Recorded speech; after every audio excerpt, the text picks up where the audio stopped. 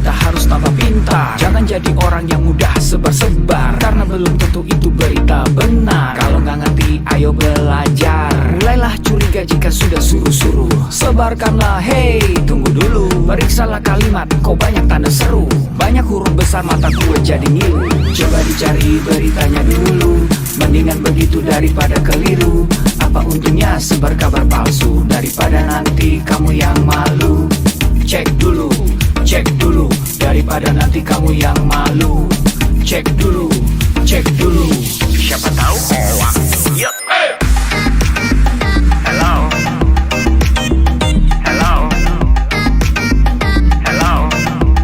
siapa tahu hoax. Yup. Hello,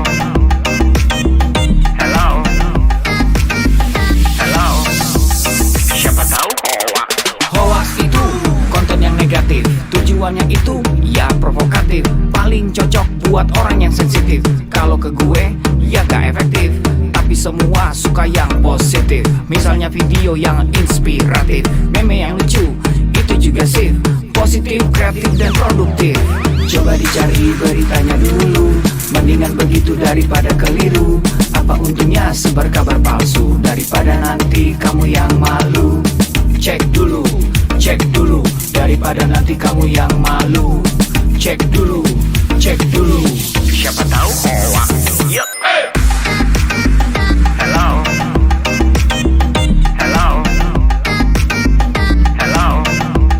siapa tahu hoax.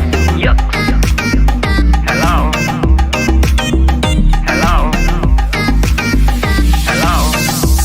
siapa tahu hoax.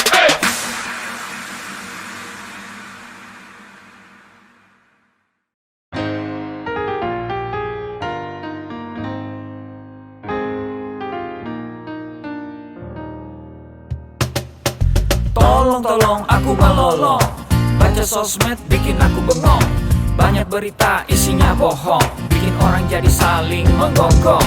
Seperti ada niat sebar kebencian, tanpa peduli akan ada kerugian. Seperti dapat munculnya permusuhan, karena tertipu jadi curigaan.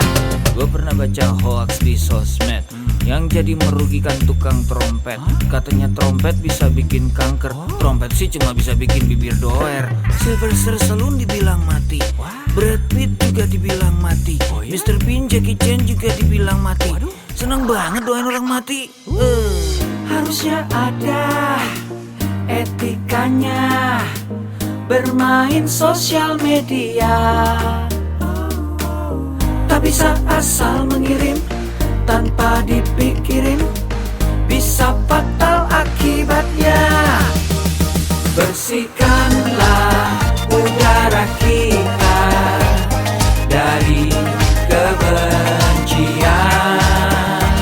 Sebarkan saja cintamu untuk Indonesia. Wahai kepada pengguna sosmed, mari bersatu sampai lengket. Jagalah persatuan, jangan lobet. Hati-hati banyak tukang copet.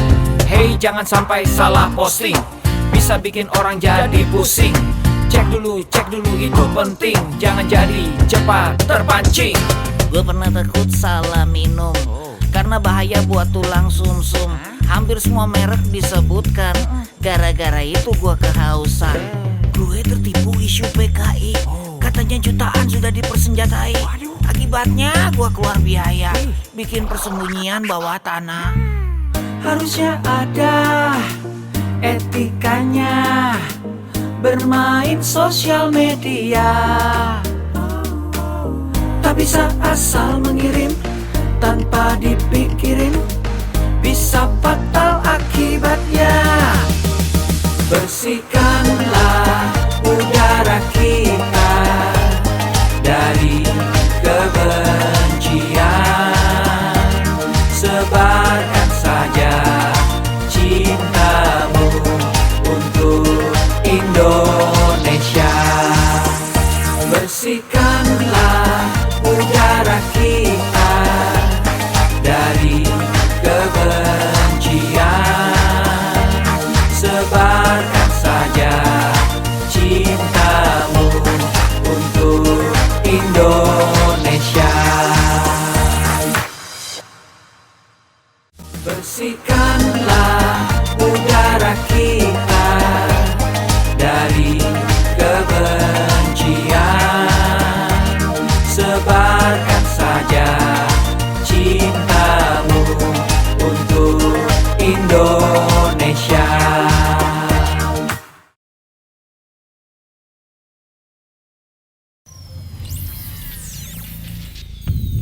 Selamat datang di Indonesia Makin Cakap Digital.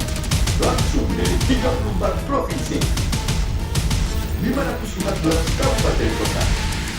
Mengikuti lebih dari 500.000 talenta digital. Inilah Indonesia Makin Cakap Digital.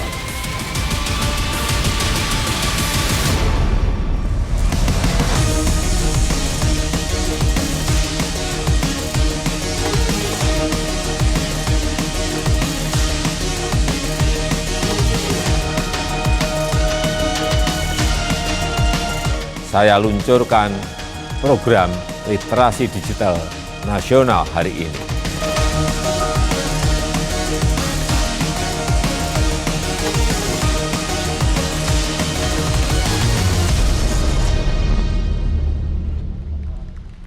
Assalamualaikum warahmatullahi wabarakatuh. Selamat siang, salam sejahtera, salam sehat untuk kita semua. Selamat datang dalam acara Indonesia Makin Cakap Digital. Bersosialisasi di ruang digital sebagai bentuk program nasional literasi digital tahun 2021. Perkenalkan, saya Amal Bastian yang akan menjadi moderator untuk hari ini. Dan untuk peserta dari Kabupaten Hulu Sungai Tengah, ya, untuk teman-teman semua yang sudah join di ruang virtual, saya yakinkan bahwa hari ini kita akan segera mendapatkan materi-materi terbaik seputar ruang digital dari keempat narasumber yang sangat luar biasa dan kompeten di bidangnya masing-masing. Baiklah, namun sebelumnya saya akan menjelaskan terlebih dahulu kepada Anda semua tentang latar belakang dari terselenggaranya acara kali ini. Teman-teman, teknologi informasi dan komunikasi di Indonesia semakin berkembang pesat dan hampir semua orang memiliki akses yang mudah terhadap internet dan juga berbagai informasi. Dan hal tersebut diwujudkan dengan angka penetrasi pengguna internet di Indonesia yang mencapai 73,3%. Ini berarti ada 144.191.413 dari total 196.714.070 masyarakat Indonesia telah memiliki akses terhadap internet bersumber dari APJII tahun 2020.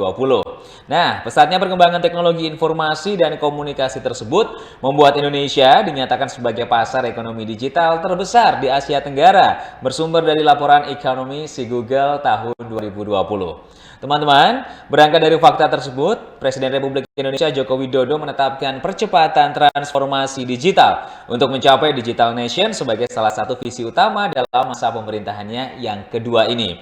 Salah satu programnya adalah pembangunan sumber daya manusia talenta digital. Dan untuk mencapai visi ini diperlukan adanya persiapan kebutuhan sumber daya manusia talenta digital dengan meningkatkan kualitas sumber daya manusia dalam aspek literasi digital. Literasi digital itu sendiri merupakan kemampuan individu untuk mengakses, memahami, membuat, mengkomunikasikan, dan juga mengevaluasi teknologi digital bersumber dari UNESCO tahun 2018.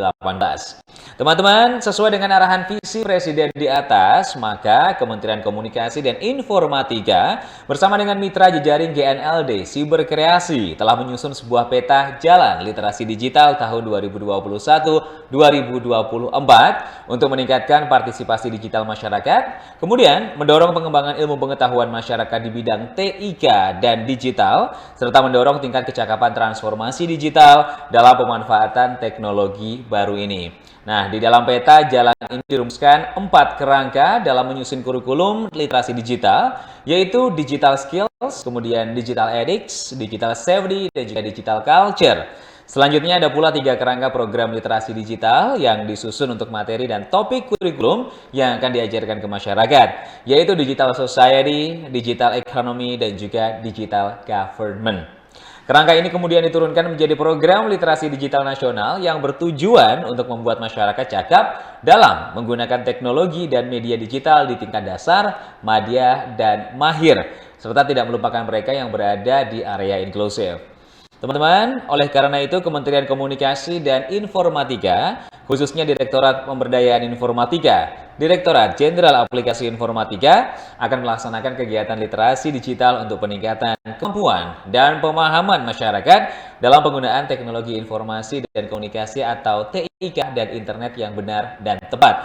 Melalui implementasi program literasi digital di daerah yaitu di 34 provinsi, kemudian 514 kabupaten kota, serta melibatkan 110 mitra strategi siberkreasi dan juga stakeholders terkait lainnya. Itu adalah latar belakangnya, dan agar acara hari ini bisa berjalan lain, maka harus ada aturan tata tertib yang kita patuhi bersama. Nah, di sini peserta diharapkan tetap mematuhi dan mengikuti protokol kesehatan, berlaku juga untuk narasumber. Kemudian Anda diharapkan mematikan mic atau di mute saja mikrofonnya, namun tetap menyalakan kamera video Anda. Kemudian para peserta dilarang coret-coret layar, kemudian tidak diperkenankan menyela pada saat narasumber berbicara, karena untuk segala hal terkait dengan materi verbal akan disampaikan langsung oleh narasumber dan tidak boleh disela. Apabila ada pertanyaan, bisa langsung diajukan di kolom chat. Formatnya adalah tulis nama Anda, kemudian pertanyaan, dan juga ditujukan kepada narasumber yang mana pertanyaan tersebut. Kemudian jangan lupa para peserta untuk mengisi pretest dan juga post-test ya, yang linknya nanti sudah Anda dapatkan, dan nanti Anda bisa gunakan juga untuk mendapatkan e-certificate. Linknya bisa langsung dicek di kolom chat saat ini juga.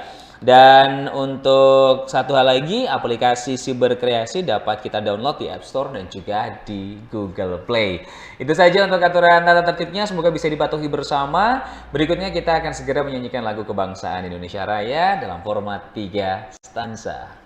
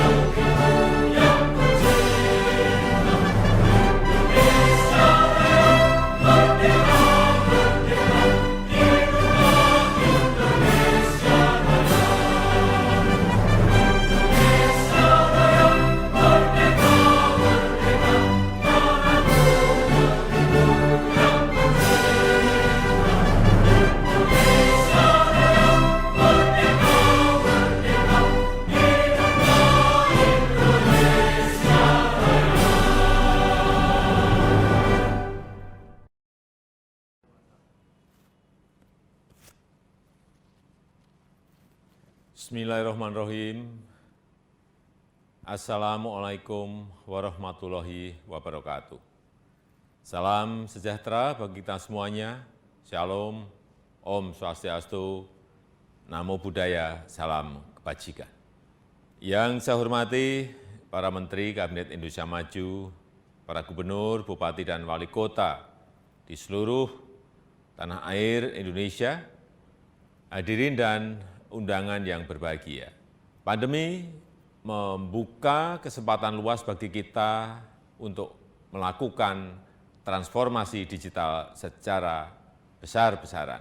Pembangunan infrastruktur digital terus kita percepat. Ekonomi digital, terutama untuk UMKM, terus diperbanyak dan terus ditingkatkan. Pemerintahan digital juga terus diperkuat dan masyarakat disiapkan agar lebih cakap digital. Insya Allah pada akhir tahun 2022, 12.548 desa kelurahan akan terjangkau sinyal 4G. Percepatan 10 tahun lebih maju dari rencana sebelumnya yang selesai pada tahun 2032. Infrastruktur digital tidak berdiri sendiri. Jadi saat jaringan internetnya telah tersedia, harus diikuti kesiapan pengguna internetnya agar manfaat positif internet dapat dioptimalkan untuk membuat masyarakat semakin cerdas dan produktif. Sebaliknya, efek negatifnya harus dapat terus ditekan, terus diminimalkan. Bapak Ibu yang saya hormati, tantangan di ruang digital semakin besar, sangat besar. Konten-konten negatif terus bermunculan. Kejahatan di ruang digital terus meningkat. Hoax, penipuan daring, perjudian, eksploitasi seksual pada anak, perundungan siber, ujaran kebencian, radikalisme berbasis digital perlu terus diwaspadai karena mengancam persatuan dan kesatuan bangsa. Kewajiban kita bersama untuk terus meminimalkan konten negatif, membanjiri ruang digital dengan konten-konten positif, banjiri terus, isi terus dengan konten-konten positif. Kita harus tingkatkan kecakapan digital masyarakat agar mampu menciptakan lebih banyak konten-konten kreatif yang mendidik, yang menyejukkan, yang menyerukan perdamaian. Internet harus mampu meningkatkan produktivitas masyarakat, membuat UMKM naik kelas, perbanyak UMKM onboarding ke platform e-commerce, sehingga internet bisa memberi nilai tambah ekonomi bagi seluruh lapisan masyarakat. Hadirin sekalian, literasi digital adalah kerja besar. Pemerintah tidak bisa bekerja sendirian. Perlu mendapatkan dukungan seluruh komponen bangsa agar semakin banyak masyarakat yang melek digital. Saya memberikan apresiasi kepada 110 lembaga dan berbagai komunitas yang terlibat dalam program literasi digital nasional ini. Saya harap gerakan ini menggelinding dan terus membesar, bisa mendorong berbagai inisiatif di tempat lain, melakukan kerja-kerja konkret di tengah masyarakat, agar makin cakap memanfaatkan internet untuk kegiatan edukatif dan produktif. Saya rasa itu yang bisa saya sampaikan, dan dengan mengucap Bismillahirrahmanirrahim, saya luncurkan program literasi digital nasional hari ini. Terima kasih. Wassalamualaikum warahmatullahi wabarakatuh. Om Santi Santi Santi Om. Namo Buddhaya.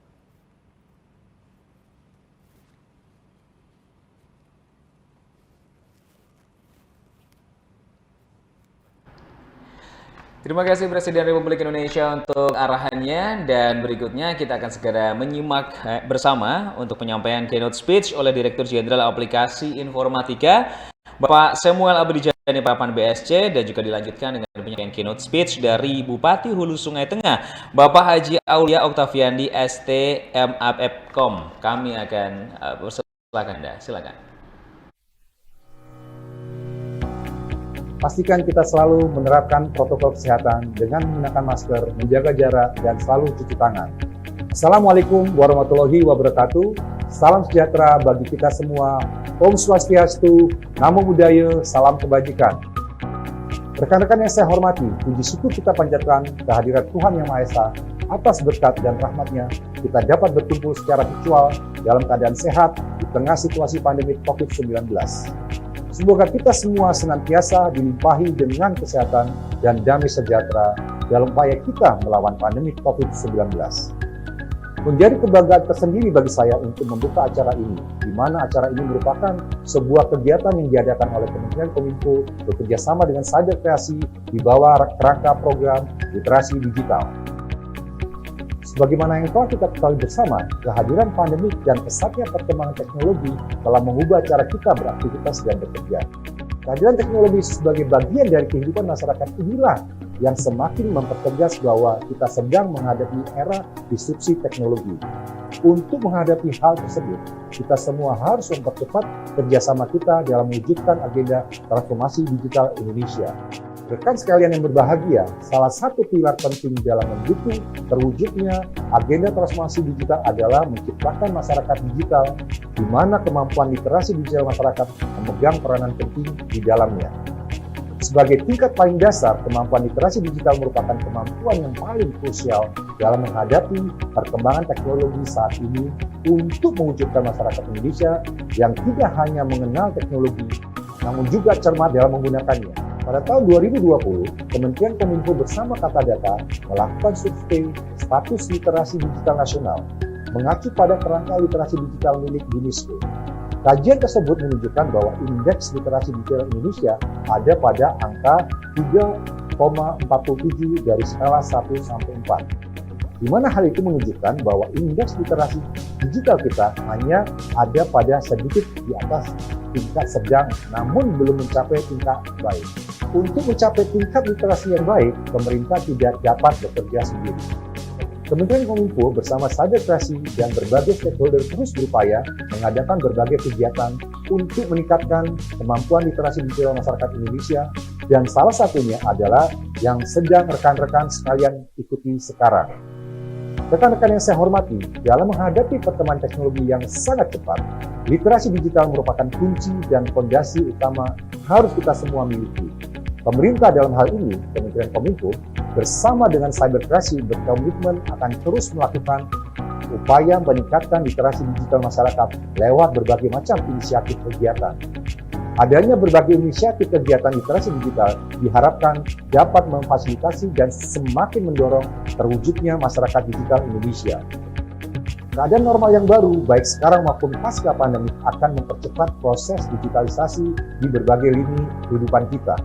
Maka dari itu, kita harus mempersiapkan SDM kita dengan keterampilan digital yang sesuai untuk menghadapi perubahan ini. Akhir kata, mari kita membawa perubahan positif untuk Indonesia yang lebih baik. Kita ciptakan inovasi-inovasi berkualitas dengan mengembangkan talenta dan memaksimalkan potensi masyarakat digital Indonesia. Bersama kita dapat melalui pandemi dengan menjadi lebih baik dari masa sebelumnya. Demikian sambutan yang dapat saya sampaikan. Selamat mengikuti kegiatan, tetap semangat, dan salam literasi digital.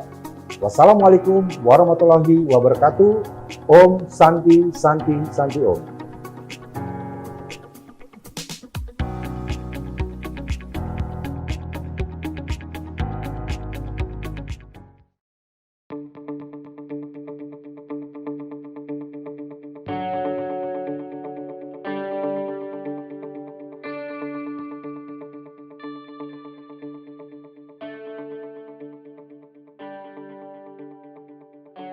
Assalamualaikum warahmatullahi wabarakatuh.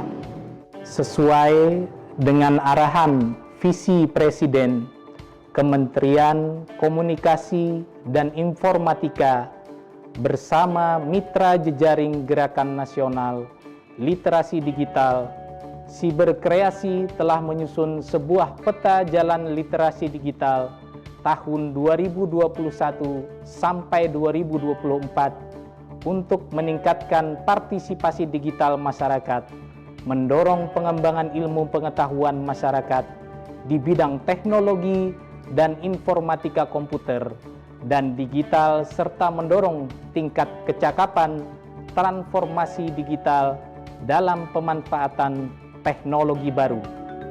Di dalam peta jalan ini dirumuskan juga 4 kerangka dalam menyusun kurikulum literasi digital, yaitu digital skills, digital ethics, digital safety, dan digital culture.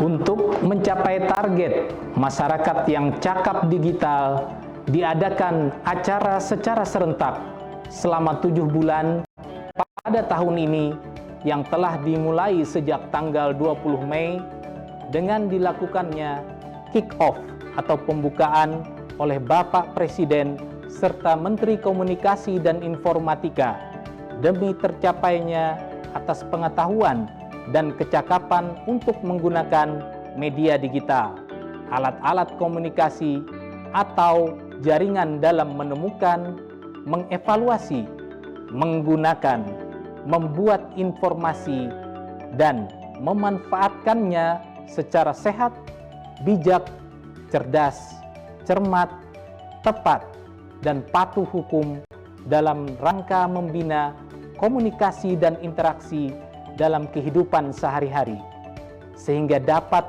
menanggulangi penggunaan teknologi digital oleh seluruh lapisan masyarakat secara tidak baik. Mari kita dukung dan ikuti acara ini dengan mengikuti webinar yang akan dilakukan di kota tercinta kita.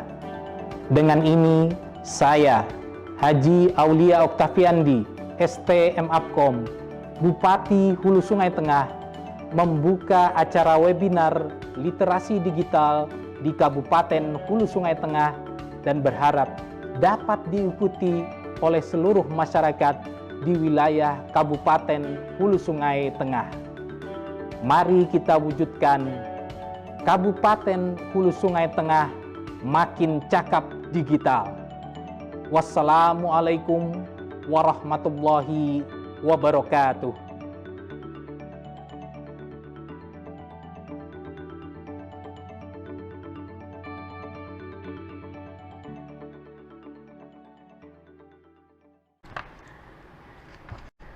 Waalaikumsalam warahmatullahi wabarakatuh. Terima kasih atas sambutan dan juga dukungannya dari Bupati Hulu Sungai Tengah dan juga Direktur Jenderal Aplikasi Informatika. Baiklah, untuk teman-teman peserta, hari ini bukan hanya bisa mendapatkan materi dari keempat narasumber, tapi Anda juga mendapatkan kesempatan pulsa. Kita sudah menyediakan Rp1 juta dalam bentuk pulsa yang akan kami bagi kepada 10 peserta yang beruntung. Nah, caranya kita bagi 2 untuk Anda yang bertanya, 5 orang, dan juga untuk Anda yang memposting keseruan acara hari ini di sosial media Anda masing-masing, 5 orang. Total jadinya Rp1 juta, masing-masing Rp100.000. Yang bertanya silakan tulis pertanyaan Anda di kolom chat ya, ketik nama Anda, kemudian pertanyaan dan juga ditujukan kepada narasumber yang mana pertanyaan tersebut, dan diharapkan ya untuk pertanyaannya sesuai dengan materi yang dibawakan oleh para narasumber. Kemudian yang memposting keseruan acara hari ini di sosial media boleh foto maupun video. Jangan lupa untuk hashtagnya ada di Lidikal1734, hashtag siberkreasi, hashtag makin cakap digital. Mentionnya ke @siberkreasi dan juga @lidik.kalimantan. Kemudian jangan lupa subscribe channel kita di YouTube, yaitu di Literasi Digital Kalimantan. Baiklah teman-teman, agar acara hari ini bisa berjalan lancar dan banyak manfaat yang bisa kita ambil, kita akan berdoa terlebih dahulu sekaligus mendoakan negeri ini agar terhindar dari beragam bencana. Berdoa menurut agama dan keyakinan masing-masing, disilahkan.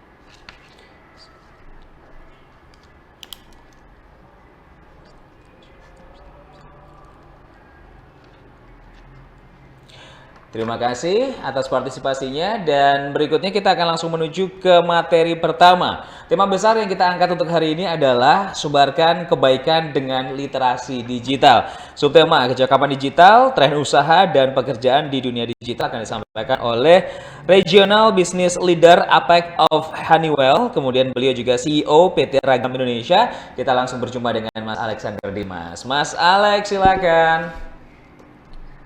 Selamat siang, Mas Amal dan teman-teman. Selamat siang. Saya hormati kepada seluruh para pembicara ya pada setiap hari. Semoga sehat selalu. Ya, Oke, langsung saya mulai ya, Mas.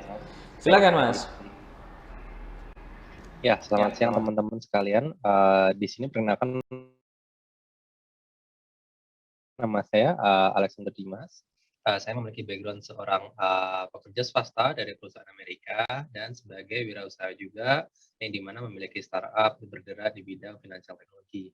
Maka dari itu mungkin sedikit banyak kecocokan di mana nanti pada materi siang ini saya akan membawakan diskusi mengenai topik tren pekerjaan dan usaha di era digital. Yang dimana nanti kalau ada pertanyaan dari teman-teman bisa langsung chat di kolom chat box dan nanti bisa langsung nanti dipilih sama Mas Amal untuk bisa saya bantu menjawab. Oke, kita langsung mulai. Di mana pada siang hari ini ada 5 topik yang akan kita bawakan. Yang pertama mengenai revolusi industri 4.0, perubahan bisnis era di 4.0, peluang bisnis dan pekerjaan di era 4.0, tren hybrid roles untuk beberapa pekerjaan yang baru, dan kesimpulan pada materi siang hari ini dari saya. Oke, langsung kita mulai ya teman-teman. Semoga bisa bermanfaat bagi kita semua. Yang pertama mengenai revolusi industri 4.0, fase revolusi teknologi yang mengubah cara beraktivitas manusia Indonesia dalam skala ruang lingkup kompleksitas transformasi dari pengalaman medium yang sebelumnya. Yang dimana terlihat di gambar sebelah kanan, industri 4.0 sudah memiliki berbagai macam bentuk adaptasi teknologi yang baru seperti cloud computing, mobile technology, 3D printing, advanced robotics, big data, internet of things, RFID teknologi, dan cognitive computing. Saya yakin banyak dari industri 4.0 teknologi tersebut sudah sering teman-teman dengar. Ini dimana prinsip dasar dari revolusi industri 4.0 ini adalah penggabungan mesin, alur kerja, dan sistem dengan penerapan jaringan cerdas di sepanjang proses produksi dalam suatu pekerjaannya. Ini mana di era 4.0 ini dipengaruhi karena adanya perkembangan teknologi yang pesat, termasuk penggunaan internet yang masif dan berdampak pada kehidupan kita. Kemudian di internet dunia digital sendiri 4.0 ini akan memberikan berbagai bentuk perubahan, contohnya komunikasi dan kerjasama global antara karyawan, konsumen, jual, dan rekan bisnis dilakukan secara virtual. Ya bahkan sekolah pun juga bisa dilakukan secara virtual sekarang ya. Terus kemudian strategi bisnis, pekerjaan, marketing, sales, service, semuanya berkaitan dengan customer, bisa dilakukan menggunakan aplikasi dan hanya menggunakan online media saja. Maka dari itu terdapat disrupsi atau perubahan besar dengan adanya revolusi industri 4.0 ini. Nah, ini kalau kita mengenal dengan sistem revolusi industri 4.0, mungkin kaitannya erat dengan revolusi industri yang pernah terjadi sebelumnya, di mana ada revolusi industri 1.0, yaitu pada akhir 1800-an di Inggris pertama kali terjadi penemuan untuk mesin uap, kemudian terjadi berbagai macam bentuk mesin baru yang akhirnya bisa memunculkan industri di daratan Eropa pada akhir 1800. Kemudian di revolusi industri 2.0 dengan adanya ditemukannya assembly line dan kemampuan manusia menemukan electricity energy atau listrik pada industri 2.0 ini di awal 1900 manusia menemukan dan menjadikan perkembangan baru untuk teknologi dengan adanya listrik tersebut. Yang kemudian dilanjutkan dengan industri 3.0 di akhir 1900 dengan ditemukannya adanya komputer, elektronik, dan automation di sebuah industri. Maka dari itu di awal penemuannya komputer dan elektronik terjadi banyak perkembangan yang sangat besar sehingga menimbulkan dan memunculkan revolusi industri 4.0 lebih awal dari yang diprediksi sebelumnya, yaitu di awal tahun 2010. Yang dimana di industri 4.0 ini yang seperti saya bilang tadi, digitalisasi di berbagai bidang yang akan menghubungkan jutaan manusia. Contohnya menggunakan website, blog system, dan sebagainya. Di mana industri 4.0 ini akan mempermudah dan menghemat waktu kita dalam memaksimalkan pekerjaan dan banyak pekerjaan di kedepannya. Teknologi akan memudahkan manusia untuk mengakses suatu informasi melalui internet secara bebas dan terkendali, dan akan membentuk perilaku yang baru di era digital itu sendiri. Maka dari itu bisa kita tandai bahwa di era teknologi 4.0 ini perlu adanya masyarakat untuk bisa melek digital, karena tuntutan pada masyarakat dan pekerjaan untuk bisa beradaptasi dengan perubahan yang oleh revolusi industri 4.0 ini melalui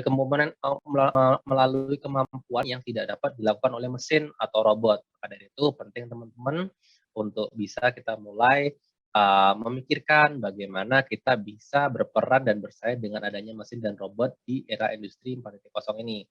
Dengan adanya pekerjaan yang kita pilih untuk di bidang kreativitas, soft skill, dan sebagainya. Nanti akan kita jelaskan lebih detail. Nah, ini mungkin kita ngomongin peluang bisnis dulu. Di era 4.0 ini, seperti apa sih yang lumayan booming dan sampai ke depannya akan dibutuhkan. Yang pertama ada financial technology atau fintech. Perusahaan fintech yang memberikan kemudahan dalam pengelolaan keuangan, teman-teman, dan pembayaran transaksi jual beli.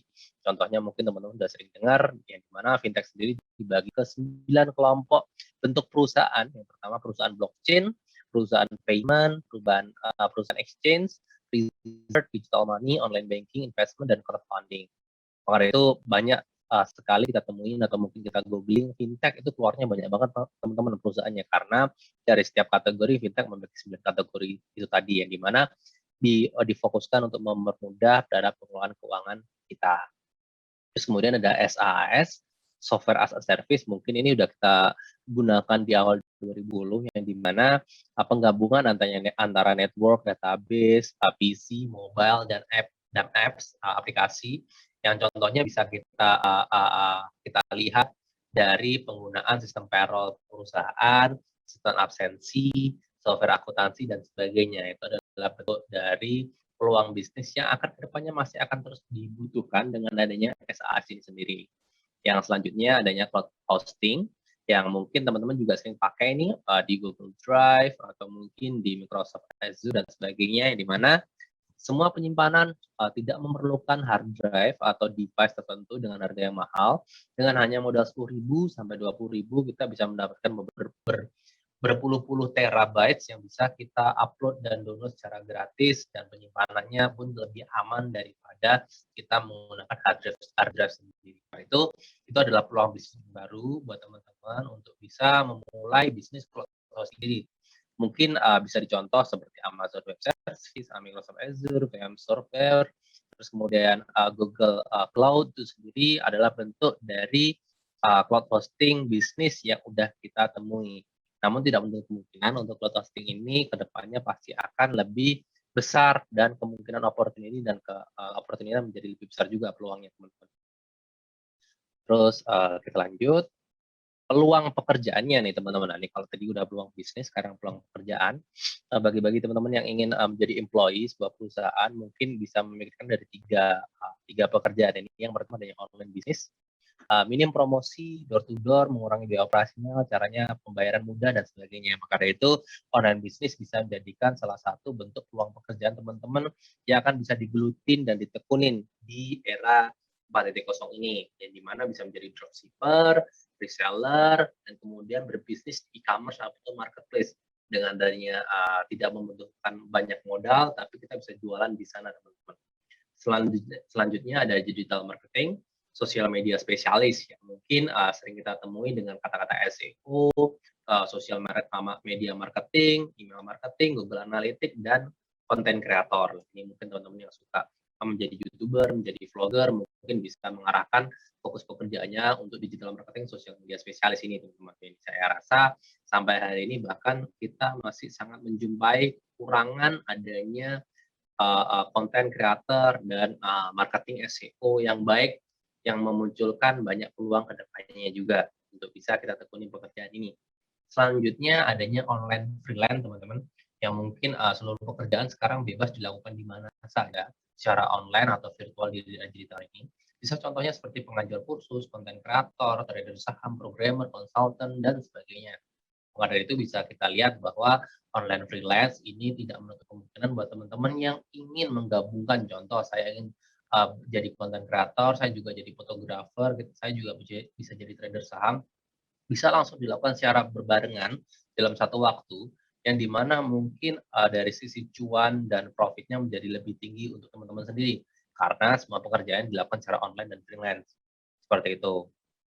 Nah, selanjutnya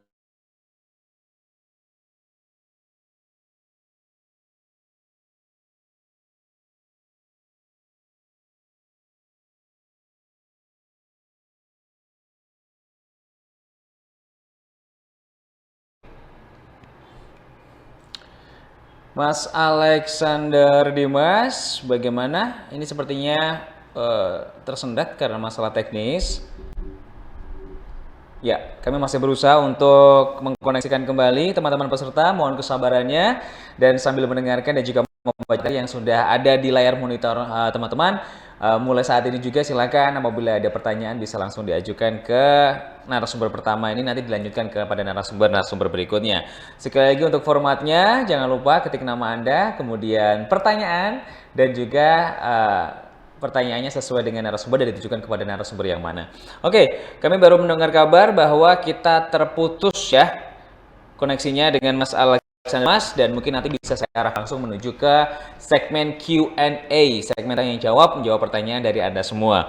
Berikutnya saya masuk ke materi kedua dengan subtema etika digital menjadi pengguna internet yang beradab. Untuk materinya, oke, sebentar. Apakah kita masukkan lagi? Oke, kita tahan dulu teman-teman untuk materi yang kedua. Saya kembalikan lagi ke Mas Alexander Dimas. Sudah koneksi kembali dengan kami di sini. Silakan.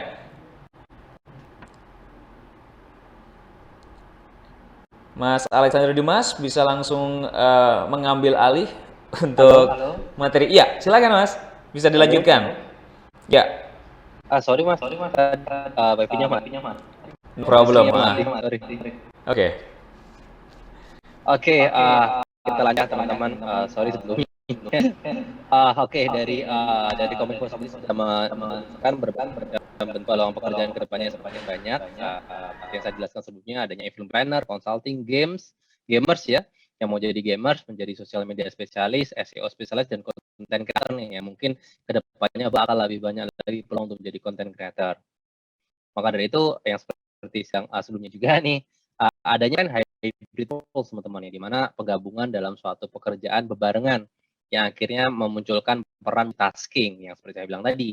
Satu orang mungkin bisa menjadi fotografer, jadi content creator, bisa menjadi marketing SEO juga dalam satu waktu bebarengan, yang dimana secara profit dan cuan menjadi lebih besar. Hingga kita berbagai macam posisi pekerjaan yang termasuk hybrid roles, yaitu digital analyst, desain grafis, jurnalis bisnis, dan ekonomi auditor, sangat memiliki peluang besar untuk bisa menjadi memiliki peran hybrid roles ini sendiri teman-teman.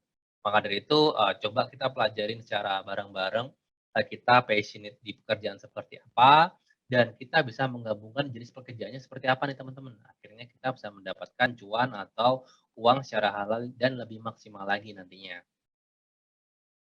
Nah, ini kita udah langsung di kesimpulan pada materi saya siang hari ini.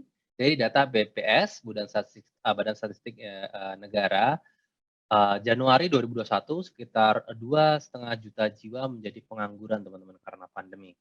Untuk bisa bertahan hidup di era pandemi, kita harus memiliki setidaknya 3 basic kemampuan. Yang pertama, human capabilities, special skill, dan teknologi skill. Maka dari itu, di era 4.0 ini sebaiknya kita tidak belajar sesuatu yang bisa dilakukan oleh robot, teman-teman.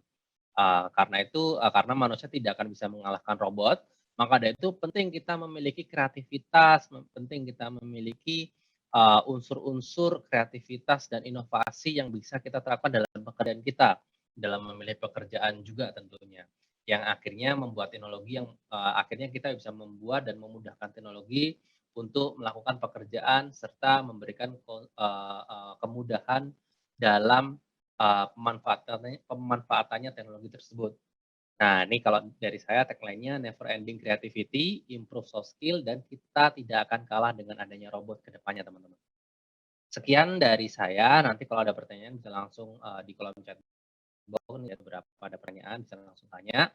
Namun nanti kalau ada dari beberapa pertanyaan tidak kepilih bisa langsung menemui saya atau bisa langsung chat saya di sosial media saya, itu ada di Alexander Dims, dan bisa langsung ngobrol dengan saya nantinya. Oke, begitu aja dari saya. Terima kasih. Amal untuk bisa sama kita selanjutnya. Oke, terima kasih Mas Alexander Dimas untuk materi yang telah disampaikan. Sekali lagi untuk pertanyaan bisa langsung dikirim sekarang ke kolom chat ya, dan nanti akan kita baca di segmen Q&A. Next, berikutnya di subtema etika digital menjadi pengguna internet yang beradab. Untuk materinya akan disampaikan oleh Direktur Operasional Sid Al-Khair bersama dengan Bapak Muhammad Nazar Budiman, SPDI. Pak Nazar, selamat siang jelang sore, Pak. Selamat siang. Iya, Pak. Sehat ya Pak Nazar ya? Alhamdulillah. Alhamdulillah sehat. Baik, apabila sudah untuk materinya bisa langsung dimulai. Silakan Pak Nazar. Mas, ya. Jamul. Oke. Terlihat ya Mas Amal? Terlihat jelas Pak Nazar. Yap. Baik. Assalamualaikum warahmatullahi wabarakatuh. Yang saya hormati Mas Amal serta para pembicara materi ada Bu Sri. Assalamualaikum Bu Sri dan rekan-rekan sekalian, Mas Alek juga. Dan saya sapa-sapa dulu teman-teman sekalian yang ada di Barabai khususnya, dan juga para teman-teman guru yang ada di sekolah kita, Sekolah Al-Khair, juga rekan-rekan yang ada seluruh Nusantara ya.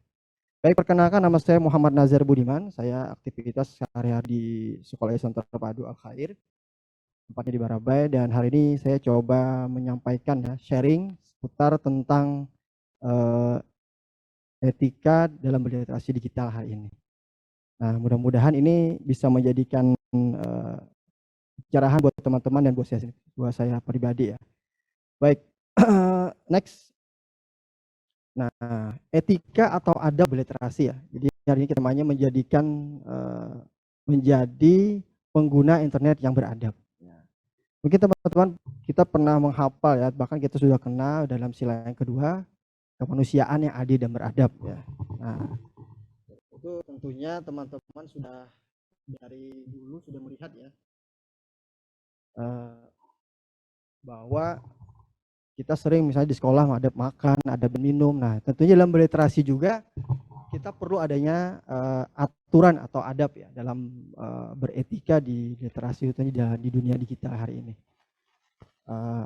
Teman-teman sekalian, adab ini merupakan sikap atau perilaku yang tata cara hidup yang mencerminkan nilai sopan santun, kemudian budi pekerti dimanapun, kemudian sementara itu dalam ruang lingkup adab ini teman-teman sekalian atau etika itu ada dalam bentuk kesadaran, kemudian kebajikan, kejujuran, dan tanggung jawab. Nah, kemudian teman-teman sekalian berbicara tentang beradab ini, maka inilah harus selalu kita ingatkan dalam menjadi hidup termasuk dalam dunia digital ya, termasuk tadi disampaikan dalam sila yang kedua. Nah, ketika kita berada di dunia digital, kita juga mengetahui karakteristik dunia cyber ya, yang selalu berubah. Tadi disampaikan oleh para Kementerian Kominfo, kemudian juga pembicara yang lain, dan ini tidak mengenal batas-batas terial ya, yang sudah pakai plat di mana saja, bahkan di kampung-kampung ulun, kampung saya di Barabai sudah masuk ya. Orang-orang yang hidup dalam dunia maya ini tersebut dapat dilakukan aktivitas tanpa harus menunjukkan identitasnya gitu kan. Di dalamnya bersifat publik, maka tidak heran kita membutuhkan etika digital. Jadi banyak mungkin nanti ada akun-akun yang tidak jelas, kemudian bahkan akun-akun palsu. Nah, inilah kita perlu etika atau adab dalam berliterasi. Nah, dalam berkomunikasi teman-teman sekalian, secara kita akan nyaman dan berinteraksi ini di dunia maya, kita memerlukan panduan untuk bersikap sesuai dengan kaidah normatif, menjaga perilaku dan kehormatan dalam pergaulan komunitas dunia maya. Nah, Etika di kita ini merupakan salah satu bagian dari literasi digital yang harus dilakukan oleh para pengguna ya. Nah, kompetensi literasi di kita ini adalah dia harus tahu, tanggap, dan tangguh dalam berliterasi. Dan dia harus memiliki pengguna digital saat melakukan literasi digital. Baik. Nah, next, Mas Jamul. Nah, fenomena ading basit. Ya. Mungkin teman-teman yang di Kalimantan Selatan nih, Mas Amal, sering mendengarkan ya, sering melihat nih beberapa pekan yang lalu nih sudah rame ya, bahkan sudah viral nih, ada jembatan basit dan sebagainya. Nah, jadi teman-teman sekalian, tentang konteks dalam basit ini ya, itu teman-teman sekalian atau rekan-rekan para warganet sekalian tidak tahu apa sesungguhnya tentang kisah basit ini gitu. Nah, oleh karenanya kita perlu yang namanya perlu namanya saring sebelum sharing ya. Jadi kita saring dulu, kita tahu dulu apa sih sesungguhnya yang terjadi. Tapi kalau kita sudah kita syahwat share ya, keinginan selalu ingin rame men-share gitu kan. Lalu kita menghilangkan yang namanya menyaring dulu, memfilter dulu atau mengunyah dulu informasi itu, baru kita telan atau baru kita share gitu kan. Nah, jadi ketika kita mendapatkan informasi yang datang teman-teman sekalian, kita sering ingin cepat-cepat tahu ya, apakah benar. Kita cepat-cepat ya, cepat-cepat tahu yang pertama apakah informasi itu benar atau tidak gitu. Nah, bermanfaat atau tidak kita lihat dulu, kita sharing dulu nih. Kita saring dulu, baru kita share. Nah, kemudian teman-teman sekalian, tanggap segera berbuat di suatu keadaan, lalu tangguh atau kemampuan untuk berbuat yang terbaik. Nah, maksudnya adalah ketika ini kita harus menanggapi dengan cepat, kemudian kita menaati standar perilaku seperti yang dilakukan dalam kehidupan nyata. Gitu. Jadi jangan sampai kita buru-buru. Nah, budayakanlah baca sebelum selesai. Tonton dulu video itu tadi, baru kita share. Inilah yang dimaksud dengan saring sebelum sharing. Nah, kemudian teman-teman sekalian, next. Nah, kita harus bijak dalam bermedia digital ya. Yang pertama tentunya adalah gunakan identitas asli. Nah, jangan akun-akun kaleng gitu kan. Khususnya kita yang sudah berada di lebih di dunia pendidikan dan sebagainya, gunakanlah identitas asli. Kemudian juga memberikan deskripsi yang jelas ya. Artinya menggambarkan secara jelas, kemudian juga bijak dalam memberikan like dan komen. Nah, ini penting nih. Ya, jangan sampai ada sesuatu yang membuli dan sebagainya. Kemudian memperhatikan hak cipta. Ketika kita men-share, tolong jangan dihilangkan yang lain. Jadi riwayatnya, sumbernya, dan itu dapat izin share gitu kan. Inilah bagaimana kita beradab dalam berdigital. Diizin share dulu mas. Gitu kan. Di komennya di Facebook misalnya kan. Nah, kemudian tak kalah pentingnya adalah gunakan bahasa yang baik. Saya juga masih belajar, teman-teman sekalian, kita juga sama-sama. Inilah salah satu beberapa poin ya yang saya bisa saya pahami gitu kan, bijak bermedia digital. Nah kemudian juga dalam tak kalah penting kita juga mengetahui di mana kita berada di menghormati waktu dan benefit orang lain. Jadi jangan sampai kita malam-malam dan sebagainya. Kemudian juga kita bersikap baik saat online ya. Membantu dengan ahli, menghormati privasi orang lain, kemudian jangan salah gunakan wewenang juga dan harus memaparkan kesalahan orang lain. Next. Nah, teman-teman sekalian, maka hindari 4 ini ya. Yang pertama, ujaran kebencian, tadi sudah Pak Presiden sudah menyampaikan ya. Ujaran kebencian, ini sering kita terpancing ya dengan isu-isu dan sebagainya tadi. Kemudian juga hoax, dan juga kita harus hindari ya. Jadi saring dulu sebelum di-sharing. Kemudian juga diskriminasi ya, dan bullying. Nah, jadi 4 hal ini harus kita hindari. Jadi teman-teman sekalian, mari kita sama-sama menggunakan media kita dengan berliterasi yang bijak. Oke, sebelum penutup, next. Sebuah pantun buat kita semua, makan nasi pakai sambal terasi, menambahnya sampai 2 kali. Ayo beritika dalam berliterasi, ya, ibarat berburu ilmu diikat tali. Kemudian, cuci tangan sampai bersih, cukup sekian, terima kasih. Assalamualaikum warahmatullahi wabarakatuh. Kembali ke Mas Amal. Terima kasih Pak Nazar. Waalaikumsalam warahmatullahi wabarakatuh. Nah, untuk pentingnya bagaimana kita bisa berlaku beradab ya saat di sosial media atau di ruang digital itu penting sekali karena hampir sama sekarang itu kehidupan nyata dan juga kehidupan maya. Jadi untuk saat ini untuk teman-teman yang memiliki pertanyaan kepada Pak Nazar bisa langsung dituliskan di kolom chat. Terima kasih Pak Nazar. Saya bergerak lagi menuju ke segmen Key Opinion Leader. Budaya digital, pilih mana, nabung atau belanja online. Untuk materinya akan disampaikan oleh MC, singer, dan juga announcer. Kita langsung pada Kak Nadia Diptia. Kak Nadia, silakan. Halo, selamat siang Kak Amal. Selamat siang. Bisa langsung dimulai aja ya? Gimana kabarnya? Silakan. Baik banget, baik banget. Silakan Kak. Oke, langsung aja aku mulai ya. Ya. Aku share screen.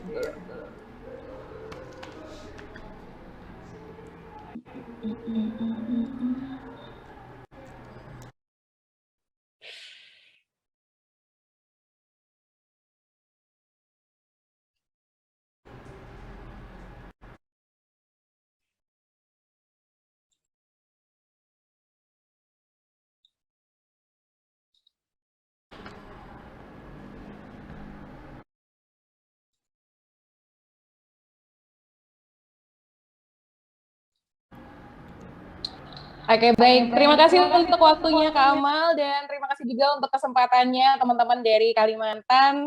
Dan senang sekali saya Nadia Diptia di sini akan sharing tentang budaya digital yang pastinya banyak sekali teman-teman di sini yang pasti memilih belanja daripada menabung. Tapi kira-kira kita akan memahami kira-kira yang benefitnya paling banyak itu belanja atau menabung sih. Jadi di budaya digital kayak ini pilih mana? Nabung atau belanja online? Tapi sebelumnya saya ingin memperkenalkan diri dulu. Nama saya Nadia Diptia. Saya kelahiran 23 Juni 1995. Saya dari Pendidikan Musik Universitas Negeri Surabaya. Saya di sini bekerja sebagai announcer di salah satu radio swasta di Surabaya. Sebagai singer juga, Master of Ceremony juga. So, kita akan memahami dulu arti dari menabung.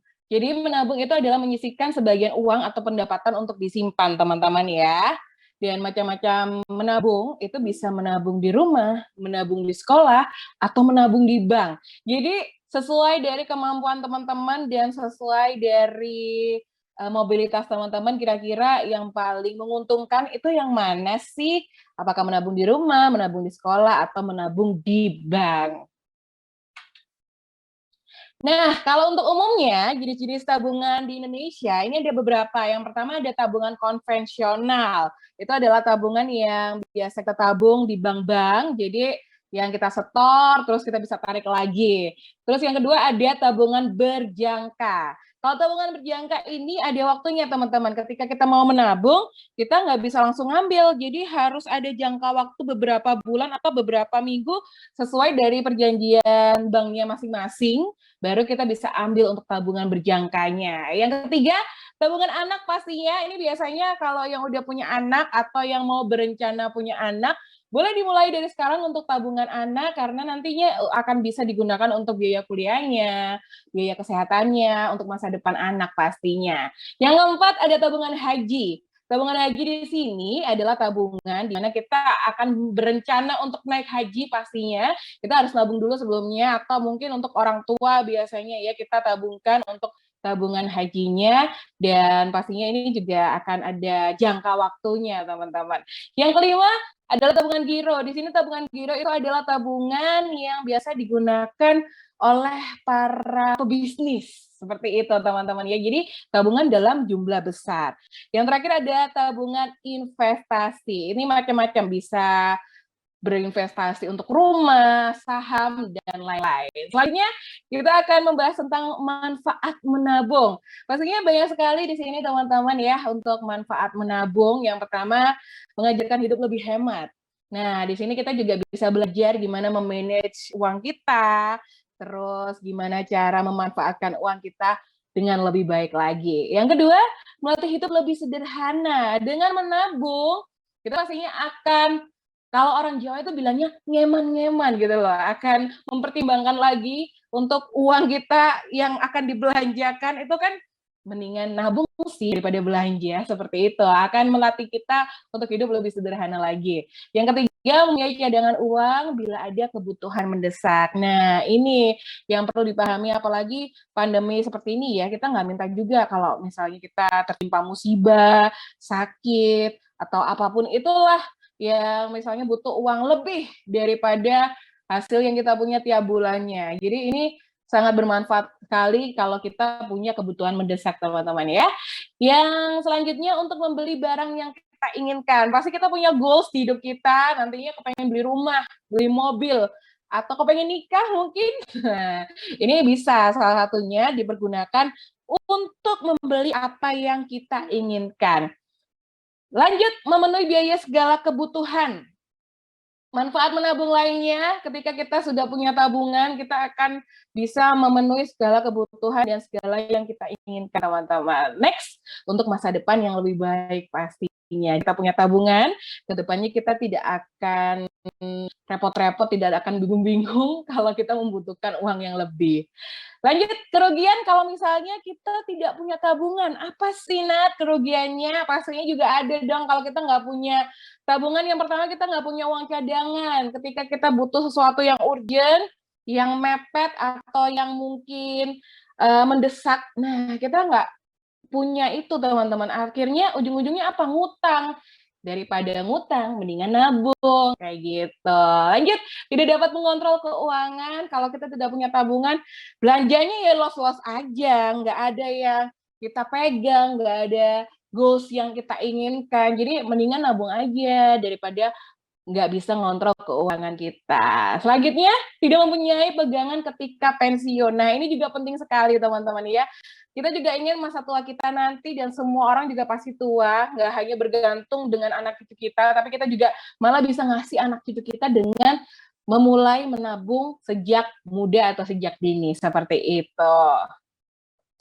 Sekarang setelah kita memahami arti-arti menabung, jenis-jenis tabungannya, sekarang lanjut ke belanja online.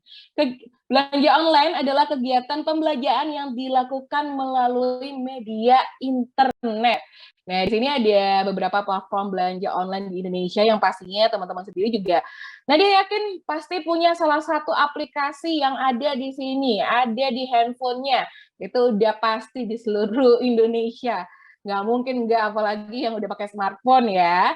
Terus yang kedua, biasanya dibeli itu ada di Instagram Shop. Jadi kalau teman-teman buka Instagram, itu di bawahnya ada logo seperti tas belanja. Nah, itu adalah Instagram Shop. Di dalamnya itu ada beberapa kayak e-commerce di Instagram yang pastinya teman-teman juga harus lihat keamanannya atau enggak. Kalau misalnya di e-commerce aplikasi kan kita sudah bisa tahu nih, amannya itu kalau ada star sellernya atau official shop-nya. Ketika di Instagram kita harus tetap waspada agar kita tidak mudah tertipu. Yang ketiga, platform selanjutnya pembelanjaan online di Indonesia adalah Google Shop. Ini jarang ya teman-teman ya kalau untuk berbelanja di Google Shop, tapi di sini mungkin ada beberapa yang pernah belanja di Google Shop. Kalau misalnya teman-teman bingung cari barang apa, itu bisa langsung search di Google, dan nanti yang keluar adalah Google Shop. Lanjut, kita akan membahas tentang perbandingan minat menabung dengan belanja online orang Indonesia. Nah, untuk minat menabung orang Indonesia sendiri ini sekarang tercatat di rasio porsi tabungan terhadap pendapatan domestik bruto atau PDB per kapitanya itu masih sangat rendah, teman-teman. Sekitar 20%. Padahal idealnya kalau porsi tabungan terhadap PDB itu sebesar 32%. Dan nggak cuma itu aja, lanjutan tingkat kepemilikan rekening di Indonesia juga masih rendah, sebesar 19% dari total penduduk Indonesia yang umurnya di atas 15 tahun. Jadi mungkin teman-teman yang sekarang punya saudara, adik, atau ya kerabat yang belum punya rekening tabungan, buruan diracunin untuk punya gitu loh, karena banyak banget manfaatnya untuk kita bisa menabung, seperti itu teman-teman ya.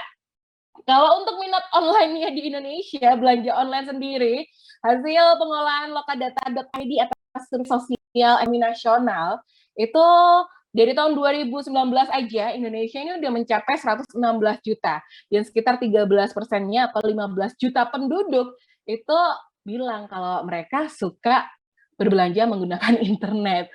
Seperti itu. Sedangkan jumlah pelanggan e-commerce sendiri mengalami peningkatan, apalagi di masa pandemi seperti ini ya teman-teman ya, kita mempunyai banyak sekali keterbatasan untuk berbelanja offline, untuk bertemu dengan banyak, pasti orang-orang itu pada milihnya berbelanja di e-commerce aja.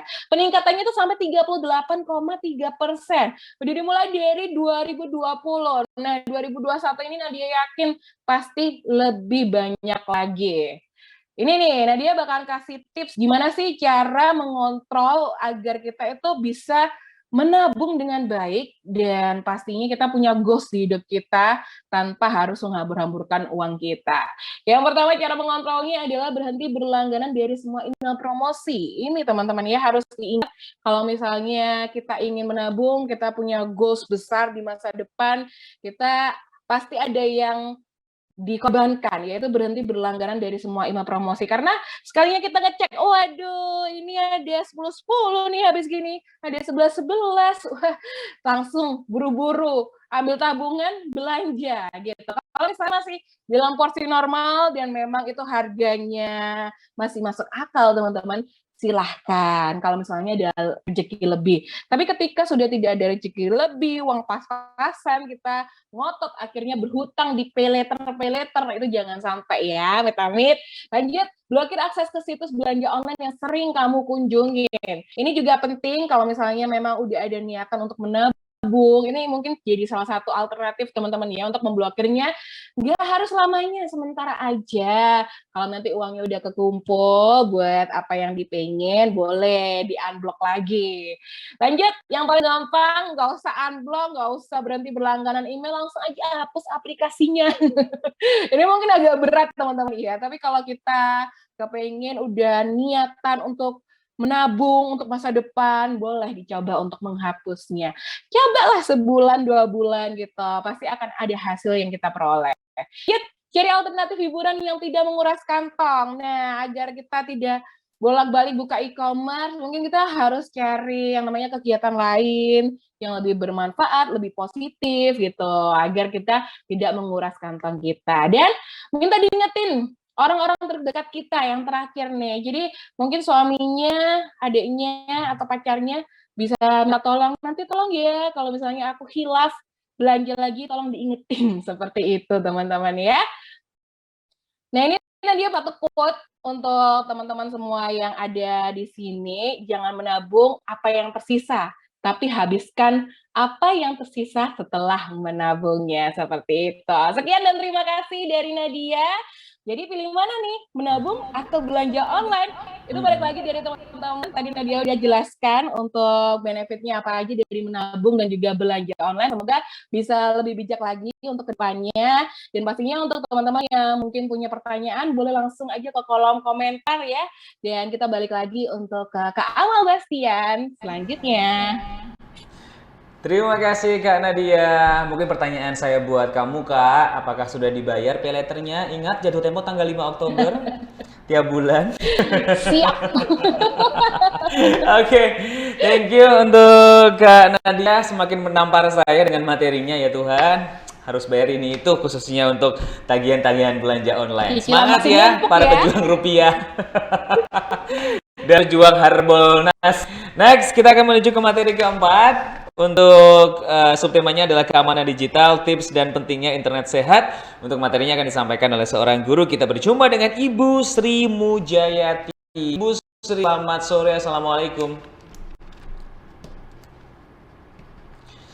Ibu Sri, selamat sore. Waalaikumsalam warahmatullahi wabarakatuh. Selamat sore. Selamat sore. Sehat selalu ya Ibu Sri ya. Alhamdulillah sehat. Alhamdulillah. Nah, ini kalau misalkan sudah siap untuk berbagi materi, saya persilahkan Ibu. Insya Allah. Oke.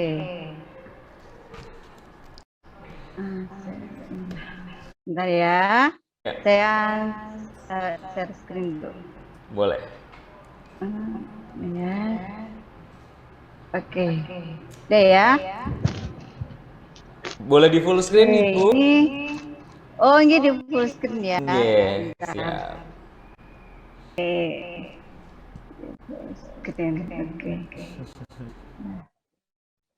di Diklik sini F. saya akan Oke. bawa. Siap. Sudah. Sudah. Oke, saya akan membawakan tema keamanan digital, yaitu dengan tips pentingnya internet sehat. Saya adalah Sunggayati. Sebelumnya, Assalamualaikum warahmatullahi wabarakatuh. Salam sejahtera buat kita semuanya. Saya ucapkan salam ya untuk semua pembicaranya, narasumbernya. Pak Nazar, Assalamualaikum. Oke, sebelum kita melangkah ke slide berikutnya, sebelumnya perkenalkan dulu nama saya Sunggayati. Saya berasal atau saya mengajar di SMP Negeri 34 1 Atap Hulu Sungai Tengah. Sekolah yang terpencil di bawah lereng Meratus. Tapi saya bangga kok kerja di situ. Walaupun sebenarnya sekolahnya miskin sinyal sama miskin listrik. Tapi alhamdulillah guru-guru di situ tidak kalah dengan yang di bawah. Oke. Dan saat ini juga saya aktif di komunitas Guru Belajar Nusantara Hulu Sungai Tengah. Jadi saat ini saya juga ucapkan terima kasih buat teman-teman KGB yang ada di Indonesia yang juga bergabung dalam acara ini. Untuk Instagram saya ada di @sunggayati dan Facebook saya ada di Sri Mujayati. Ya, silakan nanti kita bisa berteman di Facebook. Oke, lanjut. Sebelum kita harus tahu dulu apa sih keamanan digital? Kenapa sih dunia digital harus diamankan? Emang bisa ya? Dunia digital kan dunia maya, kok bisa diamankan? Yuk, kita kenali dahulu. Keamanan digital atau cyber security merupakan aktivitas pengamanan yang berfungsi untuk melindungi informasi dari cybercrime. Karena sebenarnya dunia digital atau dunia maya itu tidak jauh beda dengan dunia nyata. Di sana ada kebaikan, ada juga kejahatan, tergantung di mana kita menempatkannya. Karena di dunia maya ada juga kebaikan yang bisa untuk menebarkan kebaikan dan kebermanfaatan untuk umat lainnya. Tapi di sana juga sering terjadi tindak kejahatan seperti pembulian, hoax, penipuan, atau beberapa site yang di hacker-hacker seperti itu ya. Jadi kita harus lebih hati-hati lagi. Jadi kita harus bisa mengamankan akun kita supaya jangan sampai kena hack sama orang. Oke, lanjut. Kemudian di sini tips pentingnya berinternet. 1. Jaga rambu-rambu belum. Aduh, kali ya. Oke. Ini jaga rambu-rambu dan etika dalam berinternet ya. Seperti apa ya? Kata Pak Nazar tadi sharing sebelum saring kayak itu ya. Kalau di sini saya nanti dalam jaga rambu-rambu dan etika internet itu sebenarnya kita ya sama sih think before connect. Jadi kita harus berpikir dulu sebelum kita berinteraksi di dunia maya. Kita pikir dulu, kira-kira yang akan kita sharing itu nanti merugikan orang apa tidak, menyinggung orang apa tidak. Ya. Selain itu, kita juga harus bisa memverifikasi sebuah berita ya sebelum menyebarkan tadi ya. Jadi kalau kita dapat berita kan kita tidak tahu hoax atau enggak ya. Jadi kita harus bisa memverifikasinya. Itu jangan sampai kita salah menyebarkan berita. Ya, jadinya kita jadi penyebar berita ya. Kemudian jangan juga sampai terjebak situs ilegal. Sebenarnya kan kadang-kadang kalau kita membuka suatu suatu blog terkadang itu muncul kayak seperti online shop atau survei online dengan iming-iming suatu hadiah. Itu kan biasanya kita diminta data-data tentang kita ya. Jadi tolong berhati-hati untuk itu. Kemudian dalam dalam berhati-hati tadi, kita harus tahu juga gunakan platform yang aman ya. Di situ ada nggak fitur-fitur keamanannya apa tidak? Kalau fitur-fitur keamanan di sini usahakan selalu melihat atau mengecek sebelum kita membuka suatu situs, itu dilihat ada tulisannya HTTP apa HTTPS. Nah, apa perbedaannya HTTP dan HTTPS? Nah, kalau HTTP ini kan tandanya ada tanda gembok biasanya, tapi tidak terkunci, jadi itu masih mudah dimasuki orang tuh. Kalau HTTPS itu dijamin aman akunnya ya, untuk penyimpanan akun. Jadi sangat sulit untuk dimasuki oleh para hacker kayak itu karena terjamin keamanannya. Jadi hati-hati, kalaupun enggak mengirim apa-apa pun juga harus kayak seperti di WA itu urusan enkripsi ya, itu kan untuk mengamankan data kita biasanya menulis deskripsinya secara biasa, nanti di inskripsi diubah menjadi kayak seperti kode kayak itu ya. Jadi untuk orang lain tidak bisa membaca apa yang ada di akun kita. Selanjutnya, jangan kalah pintar dengan teknologi.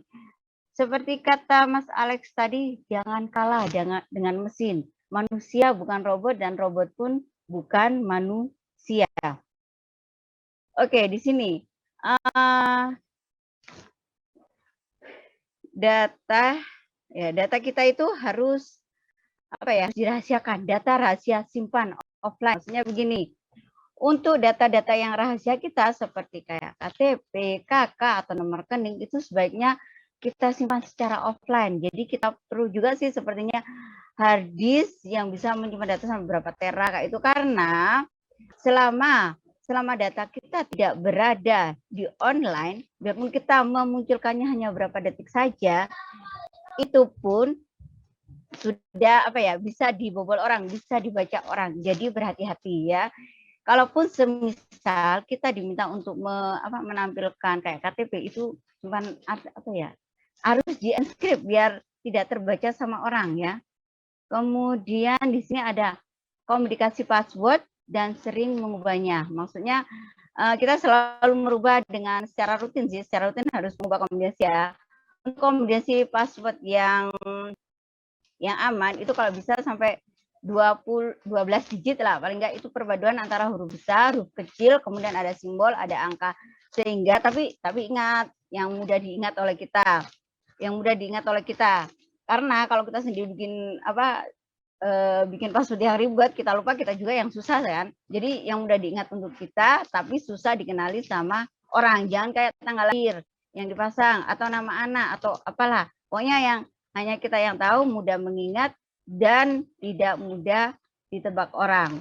Yang ketiga adalah verifikasi 2 langkah. Maksudnya apa?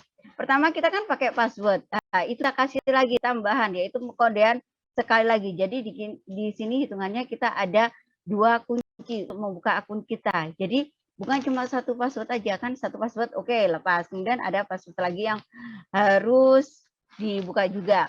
Yang terakhir adalah selalu log out. Ingat, bila kita membuka akun kita, entah itu akun belanja, akun perbankan atau apa mobile, itu selalu usahakan untuk selalu log out, karena kalau tidak bisa terbaca oleh orang lain.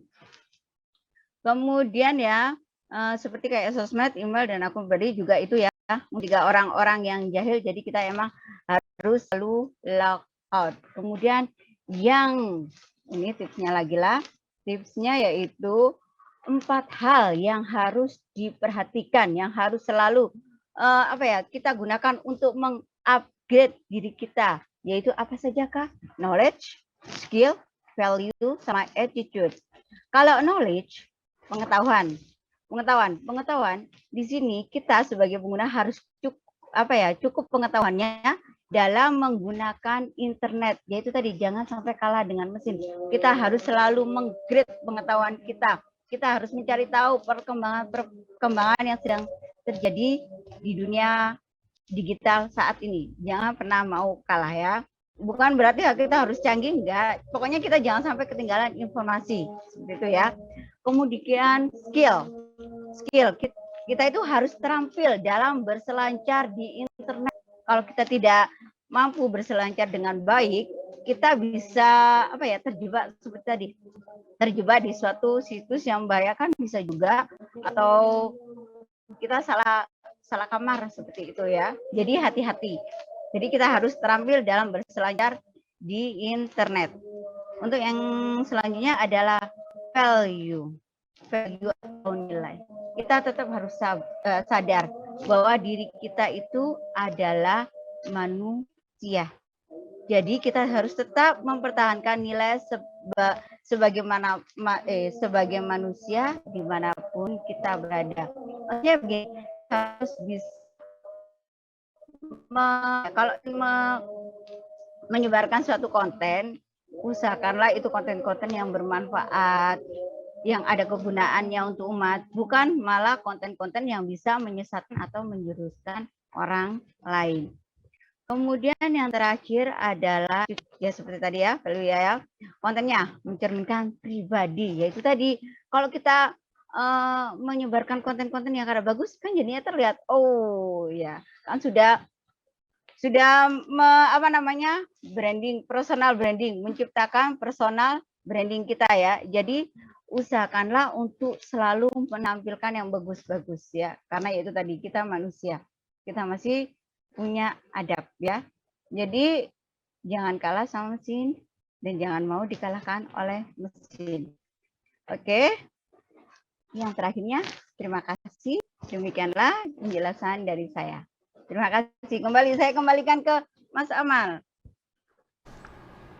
Ya, terima kasih Ibu Sri untuk materi yang telah disampaikan. Dan langsung saja untuk menyingkat waktu kita akan membacakan beberapa pertanyaan yang sudah masuk di kolom chat. Sudah dipilih oleh tim kami, nanti akan dijawab oleh narasumber sesuai dengan urutan penyampaian materi.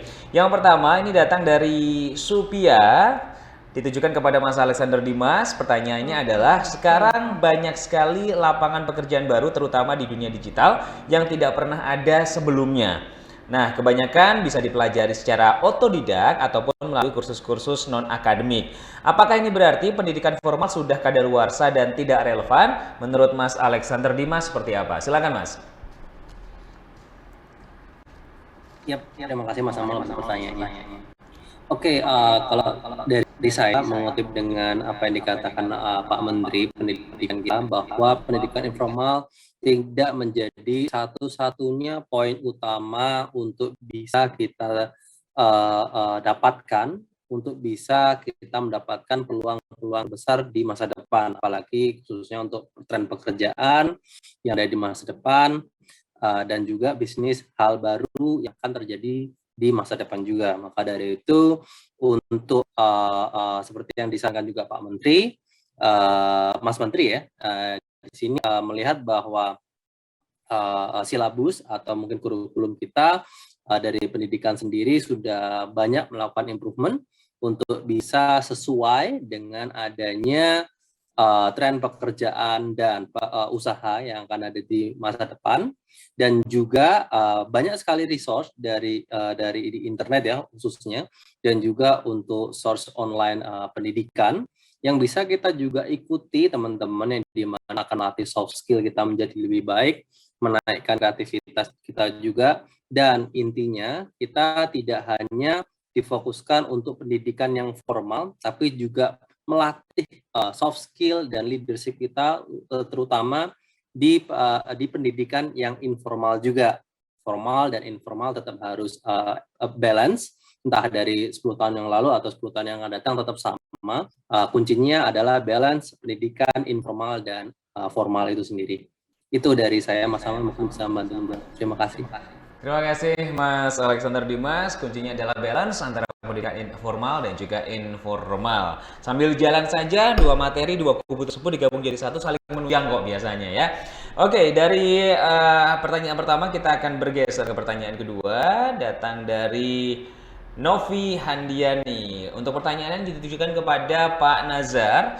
Pertanyaannya adalah, Pak Nazar, bagaimana sebaiknya cara yang ampuh untuk membedakan antara berita hoax dan fakta agar kita tidak salah share info di sosial media kita? Silakan, Pak Nazar.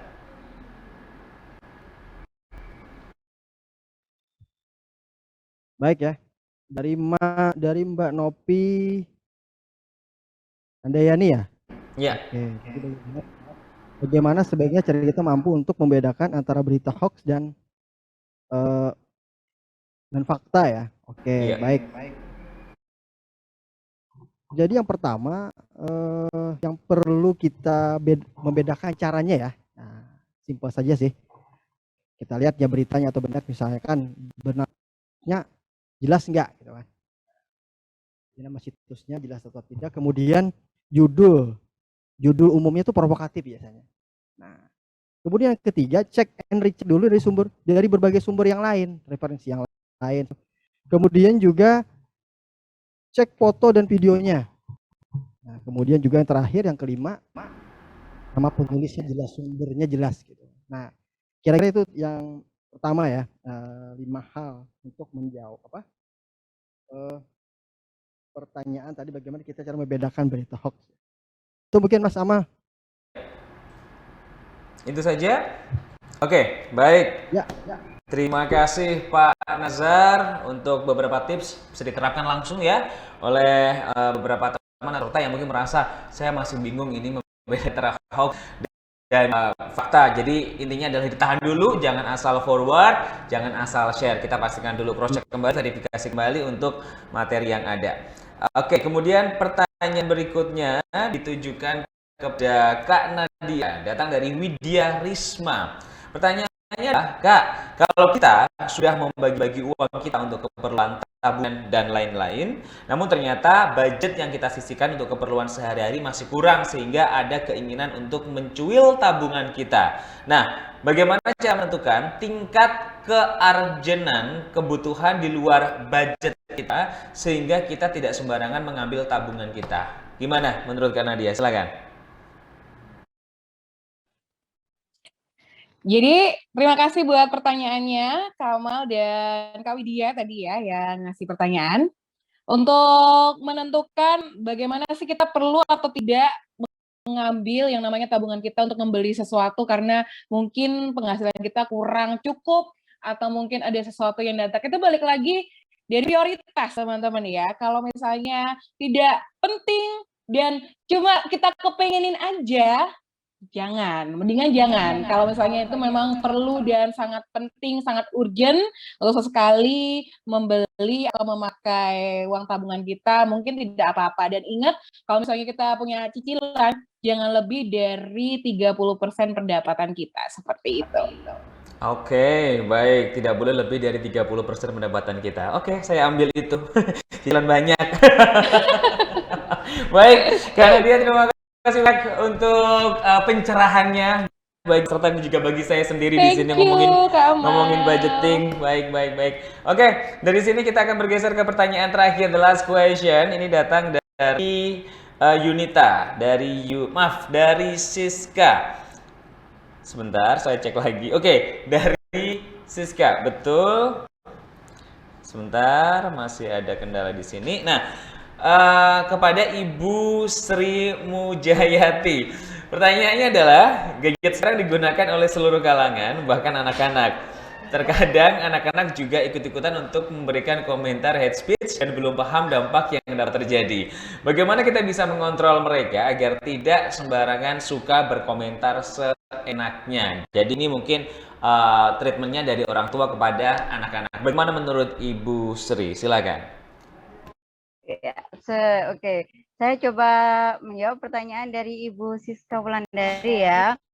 Seperti kata Mas Amal tadi, sebenarnya ini harus ada kolaborasi dari orang tua. Jadi kalau bisa, orang tua itu jangan pernah sampai kalah dengan anak. Jadi apa yang anak lihat, anak pegang, anak mainkan, itu paling tidak biarpun kita nggak ikut main ya, kita harus tahu. Kemudian dengarkan apa aktivitas mereka. Untuk yang biasanya kalau kayak head speech itu seperti gini, biasanya mereka lihat di YouTube itu yang udah, soalnya anak saya sendiri juga masih SD ya. Itu terkadang sering sih kedengaran teman-temannya kan banyak mainan di sini, ada yang bilang yaitu ANGI kemudian ya pokoknya kata-kata yang bagus ya. Itu sebenarnya ini dari orang tua. Kalau bisa sewaktu mereka mengucapkan itu kita jelaskan. Nah, ini tuh artinya seperti ini. Jangan kita langsung marah. Nah, jangan ngomong kayak itu, kada bagus. Nah, namanya anak kan selalu butuh penjelasan. Di sini kita menjelaskan kita sebagai anak, bukan kita sebagai orang dewasa. Kita harus masuk ke dunia mereka. Bagaimana cara menyampaikan supaya anak bisa menerima. Seperti ya, kan ada kan kadang untuk kata di YouTube biasanya yang ada keluar komentar-komentar seperti itu, biasanya YouTube yang tampilan kayak punyanya si Teguh Sugianto, itu untuk yang minikrip ya. Kemudian ada juga Free Fire, kadang-kadang ada juga kan. Nah, itu kan ada banyak sih sebenarnya para konten kreator yang mengisi kata-kata kasar dalam videonya saat bermain. Itu kan permainan mereka yang mereka videokan dan mereka masukkan ke dalam YouTube. Nah, di situ untuk biar menambah seru, mungkin mereka menampilkan emosi mereka. Jadi ketika kita mendengar si anak ngomong kayak itu, kita tanya, dengar dari mana? Oh, dengar dari sini. Tahulah artinya itu apa? Tidak, nggak tahu. Pokoknya itu ucapnya kayak ini. Itu artinya begini-begini. Nah, kalau diucapkan, semisal kita bilang kayak sekarang dianukan si anjir kayak itu ya. Kan ada yang sebagian mengartikan itu anjing ya. Mungkin bagi anak itu hal yang biasa aja karena binatang. Terus kita coba terjemahkan ke anak, anjing itu kira-kira kalau di sini dipelihara tidak? Misal ini untuk yang yang di sekitar kita ya, tidak. Biasanya ada yang suka enggak kan kayak itu. Maka kalau itu jangan menyebut anjing, soalnya emang manusia sama anjing sama, enggak kan? Kita boleh menyayangi anjing tapi tidak boleh menyebut-nyebutnya. Jadi di alam anak itu nanti di alam pikiran si anak mengerti dan memahami kenapa kok kita melarang mereka. Jangan asal melarang tanpa ada alasan. Mereka nggak bisa terima itu. Mereka akan tetap pada logika mereka sendiri. Jadi di sini peran orang tua sangat diperlukan sekali. Demikian Mbak Siska. Terima kasih Mas Amal. Terima kasih Ibu Sri. Mungkin pertanyaan dari saya adalah generasi saya waktu masih kecil dengan generasi anak sekarang itu kan beda, jauh sekali beda. Treatmentnya juga beda. Apakah kalau untuk anak sekarang misalkan saja agar mereka bisa melakukan etika yang baik pada saat di ruang digital perlu adanya hukuman reward and punishment kayak gitu ya Bu ya? Jadi kalau kelakuannya baik di sosial media maka perlu kasih reward and punishment gitu. Bagaimana Bu Sri? Bukan, kita bukan mengasih punishment ya, tapi konsekuensi. Maksudnya gini, kita memberikan kesepakatan dengan anak. Kita bikin kesepakatan dulu dengan anak. Kalau semisal ya kamu mengatakan seperti ini, nanti kira-kira kamu bagusnya diapakan? Untuk hal-hal buruknya itu loh ya, mereka ya. Itu nanti hukumannya konsekuensinya apa. Jadi mereka kalaupun melakukan kesalahan, jadi mereka pasti akan merasa, oh saya telah melakukan kesalahan dan saya harus seperti ini. Jadi mereka sadar sendiri. Jadi tidak harus kita yang menghukum mereka karena ya kan konsekuensi. Kemudian kalau misal kamu nanti bisa membuat video yang bagus, wah nanti bisa kita taruh YouTube. Di YouTube nanti kamu secara nggak langsung akan dapat bonus loh kayak itu. Jadi ada bonus tersendiri seperti itu. Oke, Ibu Sri. Jadi beda ya. Bukan lagi punishment karena hukuman sudah relevan lagi diterapkan zaman sekarang ya. Yang penting adalah komunikasi dan konsekuensi tadi. Terima kasih Bu Sri atas jawabannya dan juga telah memberikan masukan bagi kita sebagai orang tua. Dan terima kasih juga kepada para peserta yang sudah berpartisipasi untuk mengajukan pertanyaan dan juga memposting keseruan acara hari ini. Saya akan menyebutkan nama-nama calon pemenang ya. Sekali lagi nama-nama calon pemenang atau pemenang gimmick untuk hari ini ada 10 nama dan kalau namanya sudah tersebut ya silahkan kirim data diri Anda ke admin Q&A. Di antaranya ada Sophia Hastiana, kemudian Umar Aditya Rahmat, Novi Handiani, Widya Risma Sundari, Aziza Atadina, Reza Zaidan Amrullah, Zeti Purwanti, Karla Yulianti, Junita Wijayanti, dan juga Siska Wulandari. Selamat untuk kepada calon pemenang. Ingat data diri Anda, nama, email, dan juga nomor telepon untuk bisa kami kirimin pulsa nantinya. Oke, itu saja untuk materi sahabat narasumber kita untuk hari ini. Terima kasih kami ucapkan kepada Mas Alexander Dimas, kemudian kepada Bapak Nazar, kepada Kak Nadia, dan juga kepada Ibu Sri Muyayati telah memberikan materi sekaligus memberikan inspirasi untuk hari ini. Kita tutup untuk acara hari ini dengan foto bersama teman-teman narasumber dan juga seluruh peserta. Silahkan dinyalakan kamera videonya, semua harus nyala. Kita ambil posisi yang paling enak, jangan pas senyumnya. Kita akan foto bersama dalam 2 sesi. Sesi pertama kita mulai dulu dalam hitungan 3, 2, 1. Oke. Kemudian untuk foto berikutnya, sebentar kita geser dulu. Sudah siap semuanya ya? Dalam hitungan 3, 2, 1. Terima kasih banyak teman-teman. Semoga banyak manfaat yang bisa kita hari ini, dan jangan mandek di sini ya. Sebarkan yang baik-baik ke orang yang Anda cintai. Sekali lagi saya ucapkan terima kasih kepada keempat narasumber. Terima kasih juga kepada Direktur Jenderal Aplikasi Informatika dan juga Bupati Hulu Sungai Tengah. Kita akan ketemu lagi di lain kesempatan. Saya Amal Bastian. Wabillahi taufiq wal hidayah. Wassalamualaikum warahmatullahi wabarakatuh. Salam literasi digital. Sampai jumpa.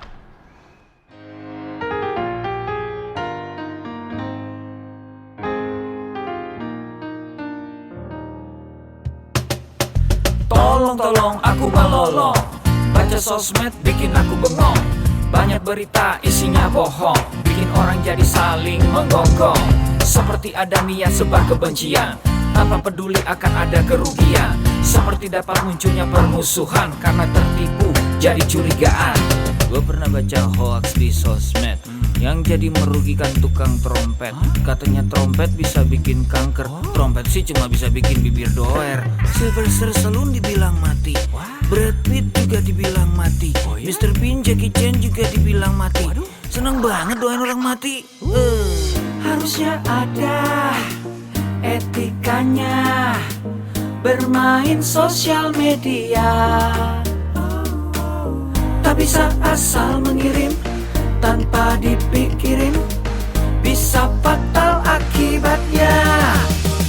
Bersihkanlah udara kita dari kebencian.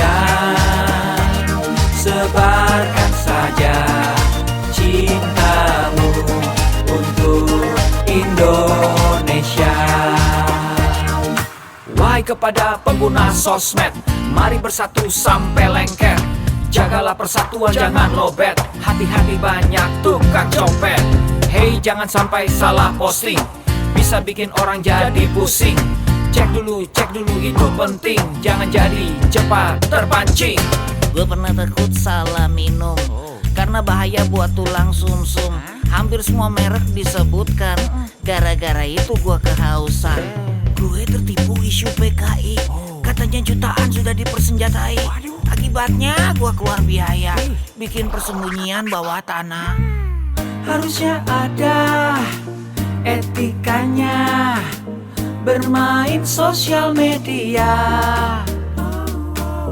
Tak bisa asal mengirim tanpa dipikirin, bisa fatal akibatnya. Bersihkanlah udara kita dari kebencian. Sebarkan saja cintamu untuk Indonesia.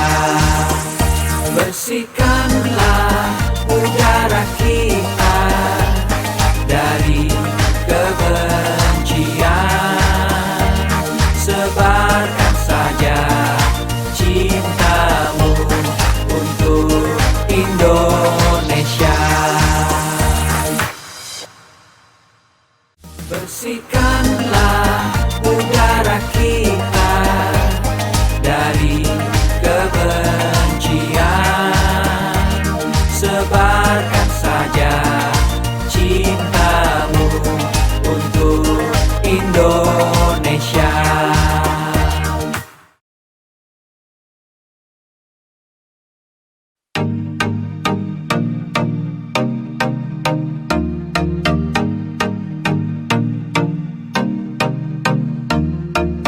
cek dulu, cek dulu.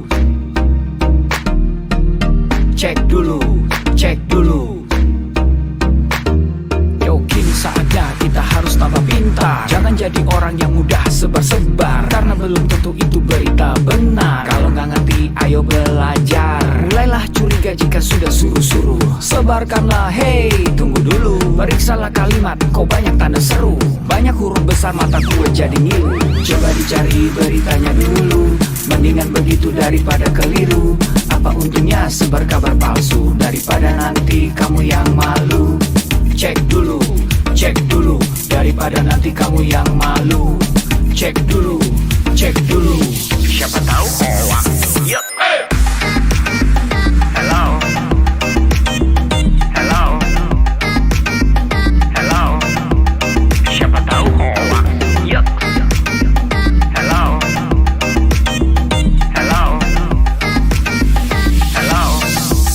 Siapa tahu hoax.